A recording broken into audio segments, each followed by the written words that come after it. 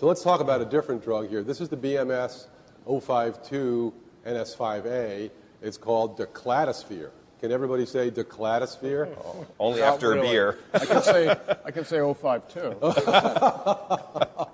could say DCV, too, if you want. If you can't say declatosphere, it's kind of like the stratosphere, I keep telling people. Okay, so this is the NS5A plus their protease inhibitor, which is ossunaprevir. Can you say ossunaprevir? Let's try. Go ahead, Gergen. Okay, protease plus NS5A plus no ribavirin, actually, no ribavirin. In null responders, similar to what we've seen before, but also in ineligible, intolerant. Lots of caveats here. Non-cirrhotic, Japanese adults. So these were all Genotype 1. 1B? All 1Bs, because it's Japan, actually. And, there's, we had a 90 or 100% response rate in the first cohort, the null responders. The question is, could you do it in other groups as well? And actually, it was a little surprising. It's 91%, so we say SVR 24 here in the null responders, but in the ineligible or intolerant patients, it's only 64%. Now that's really interesting, right? So people are going to say, "Oh, this drug is like, why, throw this away?" But that's a unique population. Obviously, there's one big difference too between the Japanese epidemic of Hep C and the U.S. epidemic. The Japanese are 10 years older. So the median age of the null responder group was actually 61, and the median age of the ineligible intolerant was 68. And they were mostly female. Almost all females. So these were frail, small, with older other, probably Japanese often females. maybe other diseases that would not allow them to take interferon, like depression, rheumatoid arthritis, So you think psoriasis. they just didn't take their medicine? Well, that would be one. It would be interesting to see what a per protocol analysis would be for 100% compliance of these medicines. It would be interesting to see what the further laboratory values demonstrate. Actually, one question that was asked, and I think it was hard to understand because of Suzuki's English, or Japanese accent, but apparently these 6 out of the 60, the ones who failed, their levels of drug, particularly declatosphere, were the lowest. Yeah, So there may have been some the question would adherence. be whether there's resistance or not. Or whether they're taking or whether it's Right. just If adherence. there's no resistance, then you would think it's maybe just not. Then it's maybe taking just adherence, and it's a tough crowd. Yeah. Obviously, if they're not being treated with interferon, there's a reason. We hadn't treated them. So there's probably several issues with these patients, even if they're well-behaved patients in Japan. Yeah, and then the other issue, which is such a, I think, vague term, is intolerant. So why were they intolerant? To the previous course of therapy, and were they in fact intolerant, quote unquote, to declatosphere or osinaprevir? I don't think they presented any resistance data. In No, this, or any, and their AEs from Yeah. these drugs are pretty mild. Headache and a little nausea. It's really nothing compared to what we're dealing with interferon, ribavirin, telaprevir, or boceprevir. It's really hardly anything.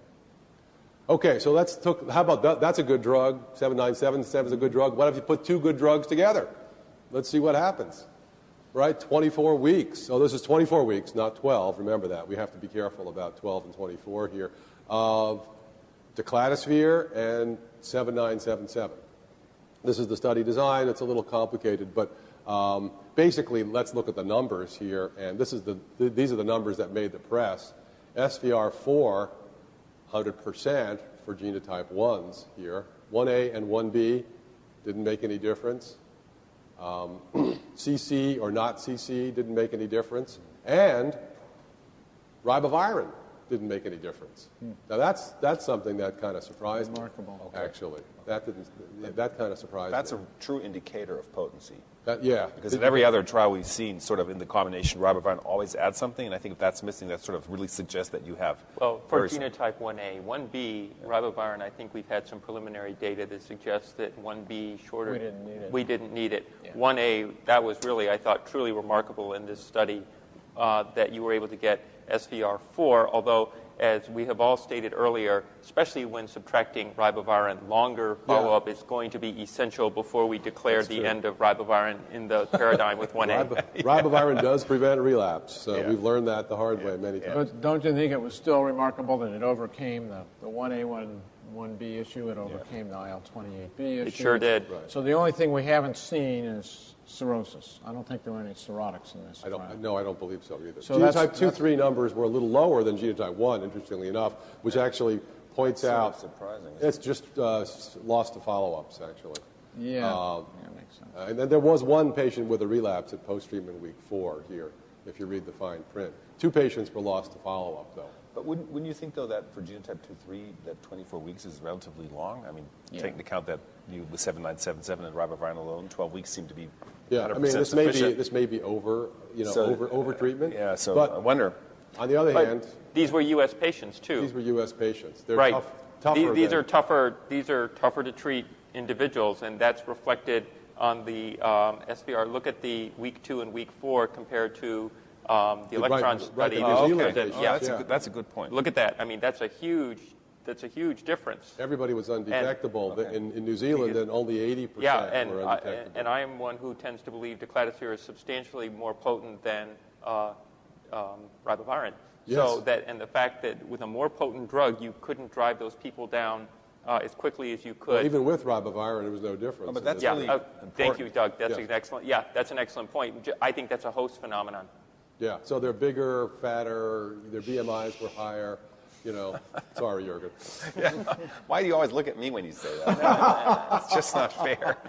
So I think, to sum up, we've got 2 great drugs, 7977, nucleotide analog, decladacir, NS5A, being used together, which showed very remarkably good numbers in genotype 1 and genotype 2, but for 24 weeks, with and without ribavirin. So I think the big question is, can we shorten that to 12 weeks or not? And can we get that into cirrhotics, into other patients, and bigger numbers so we get a more accurate read? And, of course, we got to have SVR 12, maybe SVR 36, and maybe SVR 24 or 48 even.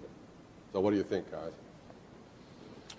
Well, I think it was very impressive, but it still tells me that if I look at different patient populations, if I look at more advanced patients, there still seems to be not a cure for 100%, unless you add maybe the 2 new drugs plus interferon and ribavirin. That seems to be the cure for everyone, except there are patients who don't tolerate interferon. So I kind of see it it as a guy that hammers the bell and it rings the bell at the top. So at the very top are Null, cirrhotics, the most difficult to treat population, and the bottom are genotype 2-3, then 1B, then 1A, then the IL-28B. So we've gotten now, you're all the way up that almost up to the bell. We think. We still done need to run these studies out a little bit to see what SVR 12, 24, et cetera, will be, and the 7977 naive data, too, from Quantum. We need to see how that pans out before we know exactly what's going to happen. So I think the point is these are great drugs. It's fantastic. We don't have them yet, and they're not here yet. You can't just take one pill and get cured, but it's looking very promising that we'll have an all-oral regimen within a few years. Yeah, agreed. Absolutely. Thanks.